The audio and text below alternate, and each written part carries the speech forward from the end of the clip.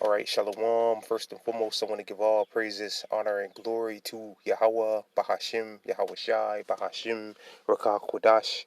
Second of all, I want to give double honors to my elders and apostles of Great Millstone.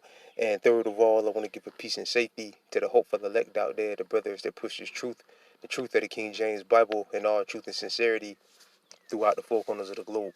All right, so I just want to do a short lesson. I have alone the spirit of Yahweh Bahashim, Yahweh Shai allows it to go. This is going to be pretty much more information about the $1 trillion coin idea, all right, which the Biden administration wants to do if they can't that or either do that or the 14th Amendment idea. Um, if there's not an agreement reached on a debt ceiling, all right, his administration has two ideas: either invoke the 14th Amendment or do something mint up or print create a $1 trillion coin, platinum coin or whatever, and basically deposit it into an account and then start withdrawing money from it. All right, that's pretty much what they're going to do. Because in the other video, I was, said in the video that, I wasn't sure how they were going to do it. Are they going to pass out, coins to people, but they're not going to do that. They're just going to put it in an account and then just start withdrawing money from it. All right, and basically it'll be on the taxpayers to pay it back. All right, pretty much the same system that we're in right now. All right, pretty much. All right. That's collapsing. All right. It says the $1 trillion coin idea is just another way to rip us off. All right. I'm gonna read some of the article. It says, "Here we go again. Even a few years in Congress, there is a purely political battle over the debt ceiling." And this was put up in January of this year. All right, so we got a little dust on it. Was supposed to be horrified and worried that the U.S. might default on some of its debt.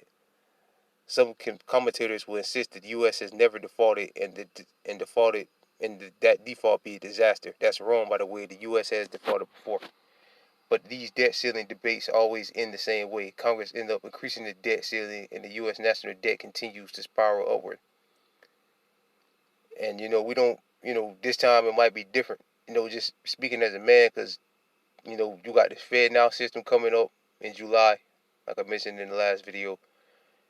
You got Saudi Arabia looking to join the BRICS, all right, and you know, the leader of Saudi Arabia, Samal Mohammed, whatever his name is, that leadership has already said that they're not looking to please the U.S.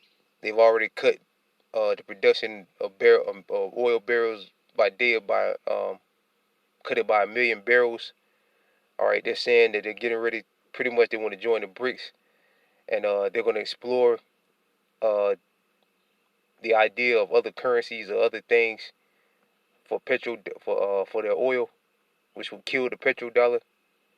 All right, you got the banking system collapsing, so this whole financial system is collapsing. So it's a little bit different world than it has been in the past. All right, but we'll have to wait and see. What the Most High is going to do. Yahweh Shem Shai is going to do. But during all these theatrics over the debt ceiling, however, many strange ideas are put forward as a supposed mean to avoid a shutdown. One of these is the $1 trillion coin idea that generally premise is the government can do at the end run about the debt ceiling altogether. If it can find a way to raise revenue without borrowing, thus the scheme goes more or less like this. All right. I want to read that. Okay, let's jump down. It says, but another way, by emitting a $1 trillion coin, Congress could simply deposit the coin at its bank account in the Federal Reserve and then start spending money from the account. So basically, like I said, it's the same thing, just printing up money, except they're gonna make a coin this time, put it in an account, and then just start borrowing money from it. It's pretty much the same system that we're under right now. All right, and again, it's gonna be at the debt payer's expense, like this article is gonna tell us. The coin at this bank account, at the Federal Reserve, and then start spending money from that account, which not has $1 trillion or even larger credit. Basically, the same thing, just a credit system, a debt note, just like the same thing, a debt note, credit note, or whatever. The same thing. All it is credit. The money is really not there. All right, but they're gonna, pretty much, like I said, pretty much the same thing. or the Fed could purchase the coin from the Treasury dollar and add the coins to the Fed's asset. And they might do that because this Fed now system is coming online. So in order to, if they did do that or whatever, create this coin, because they've been talking about a Miro coin and a Fed coin and all these things, so they could actually do that, all right, and require people to get on that Fed now system. Because like I said, it's all coming together. All these small banks collapsing, and the big banks are taking over them, and they're gonna push the CBDCs now. They're gonna push the CBDCs. They'll push a Fed coin and make their customers get it if they want to use their money. All right. The coin Fed assets, so that does make sense. The assets does supply the Treasury with $1 trillion.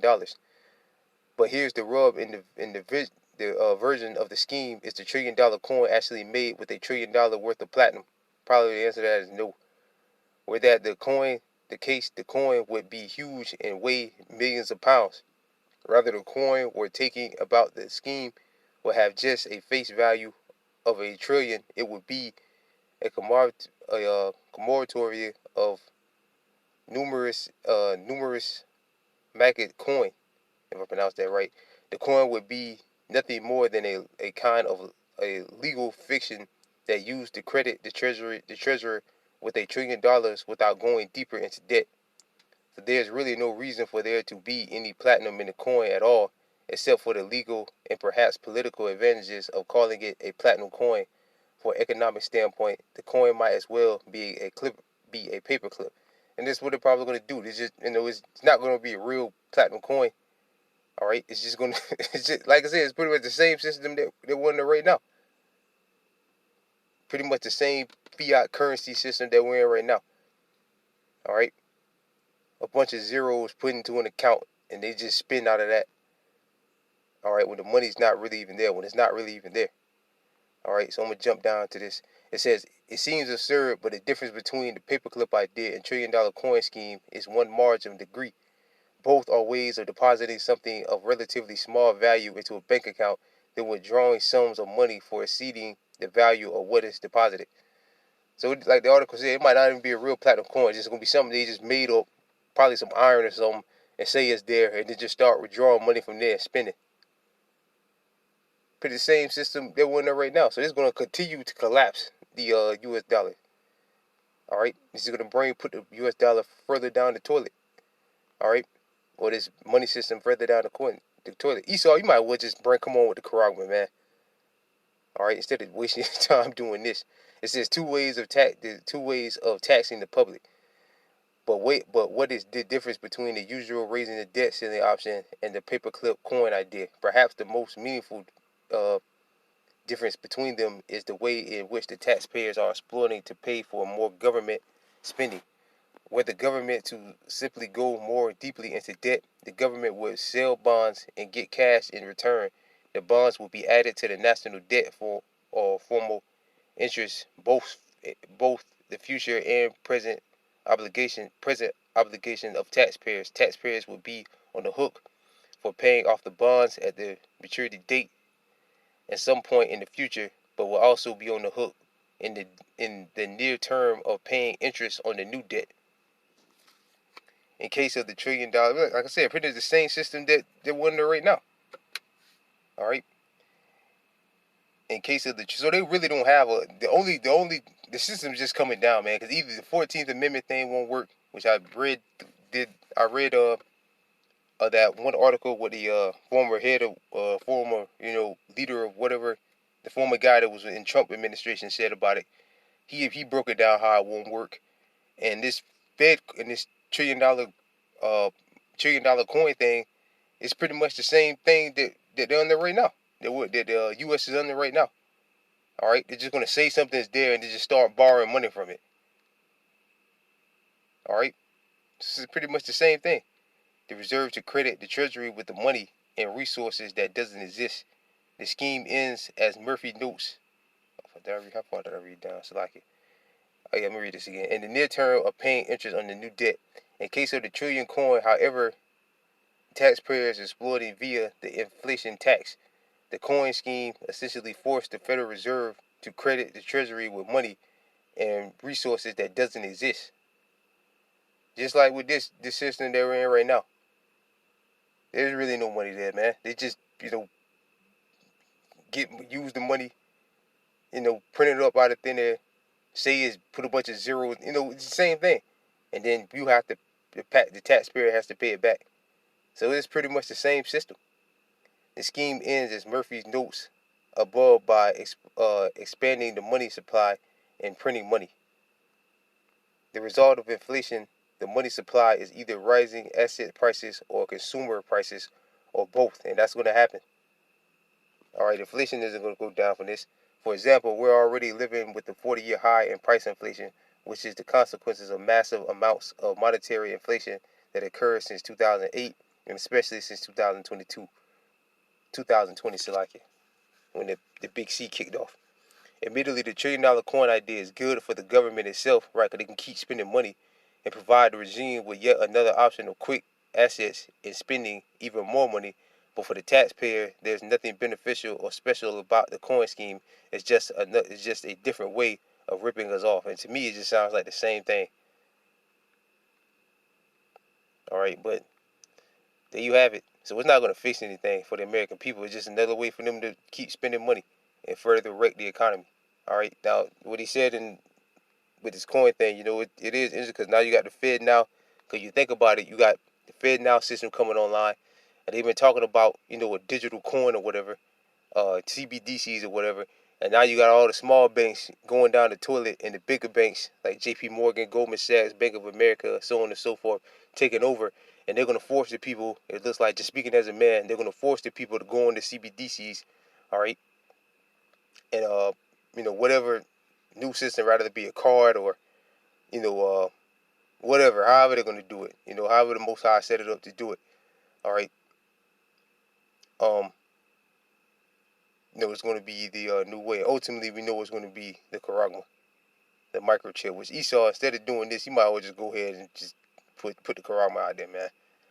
All right. So with that, I pray this read was edifying. All right. I want to give all praises, honor, and glory to Yahweh Bahashim.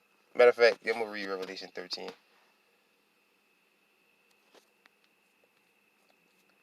Because all this it isn't going to work, and it's not going to, and all it is another way to wreck the this current system and push people in to the digital system.